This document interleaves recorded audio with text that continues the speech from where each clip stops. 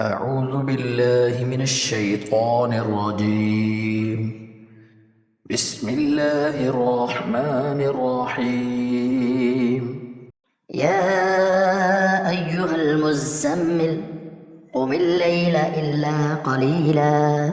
نصفه أو انقص منه قليلا أو زد عليه ورتل القرآن ترتيلا إنا سنلقي عليك قولا ثقيلا إن ناشئة الليل هي أشد وطئا وأقوم قيلا إن لك في النهار سبحا طويلا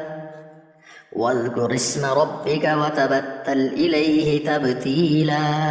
رب المشرق والمغرب لا إله إلا هو فاتخذه وكيلا واصبر على ما يقولون واهجرهم هجرا جميلا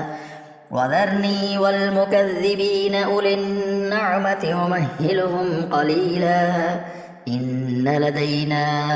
أنكالا وجحيما وطعاما ذا غصة وعذابا أليما يوم ترجف الأرض والجبال وكانت الجبال كثيبا مهيلا إنا أرسلنا إليكم رسولا شاهدا عليكم كما أرسلنا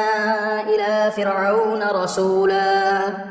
فعصى فرعون الرسول فأخذناه أخذا وبيلا فكيف تتقون إن كفرتم يوما يجعل البلدان شيبا السماء منفطر به كان وعده مفعولا إن هذه تذكرة فمن شاء اتخذ إلى ربه سبيلا إن ربك يعلم أنك تقوم أدنى من ثلثي الليل ونصفه وثلثه وطائفة من الذين معك والله يقدر الليل والنهار علم أن لن تحصوه فتاب عليكم فاقرؤوا ما تيسر من القرآن علم أن سيكون منكم مرضى وآخرون يضربون في الأرض يبتغون من فضل الله وآخرون يقاتلون في سبيل الله فاقرؤوا ما تيسر منه وأقيموا الصلاة وآتوا الزكاة وأقرضوا الله قرضا حسنا وما تقدموا لأنفسكم من خير تجدوه عند الله هو خيرا وأعظم أجرا